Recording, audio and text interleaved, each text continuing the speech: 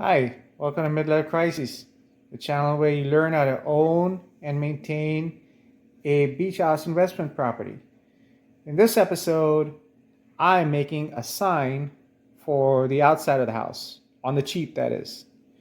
I figured out a way to, using Microsoft Word, if you go into the font little window of Microsoft Word, you can manually increase the font to any size you want.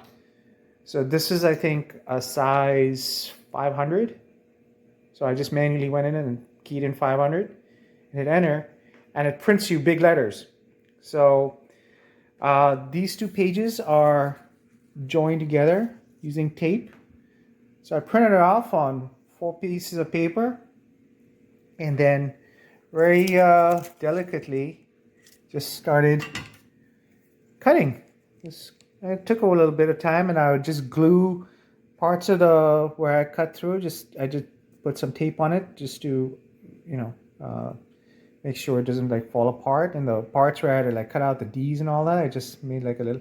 I'll paint that in, but yeah, this font is called More Sugar, and I found it just by chance. And you can find these fonts, and you can just download it right to Microsoft Word, and then you can start using it for whatever. So the idea is that I made this. Now this is a stencil, and I had this leftover piece of wood from the deck. There's an extra piece of deck. The idea is I'm just gonna stick this on here. I'll find a piece without, right there. Maybe glue it on. So like these little things are not sticking up, and just paint it. And yeah, it's pretty easy, nice weekend project. I'm not going to spend a lot of money on a sign when I can do this at home. I'll keep you posted. So I used a spray can and painted the sign. It didn't come out like I thought it would. So I am using a white little paintbrush with white paint to kind of fix my mistake. I think it'll turn out. I got some other colors that I'm going to mix in here. I think it'll be all right. So I ended up taking some of this other tester, which is aqua, and I did a little line in the middle of each letter. And then I went back and just lightly covered it up with this. And if you look from afar now, it kind of gives it like a 3D type of look. So pretty impressed. Yeah, it's come along real nice. So now I'm cutting the signs down. I gotta cut that end piece off. So now that they're all cut down, I just need to do some touch up, work with the white paint, get this over here. And I was thinking of actually, instead of having the sign like this, which is kind of boring, like this. And maybe use this extra piece of wood in the back.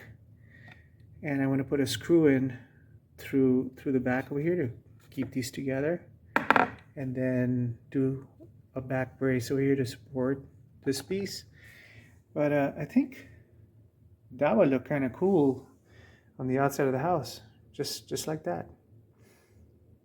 Makes it different. All right, I'm not going to show you what it's going to look like at the end. I mean, you kind of can see what it's like now. So thanks for tuning in. So I ended the video too soon with the sign. I decided to do something a little different. Yes, I wanted to make it pivot and have it kind of, at an angle, but it is something different.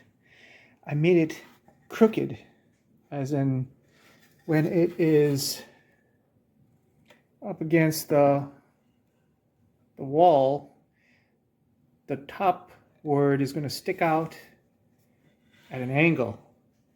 And these screws I just put on here so that I don't forget them, because I'm going to screw it under the wall tomorrow.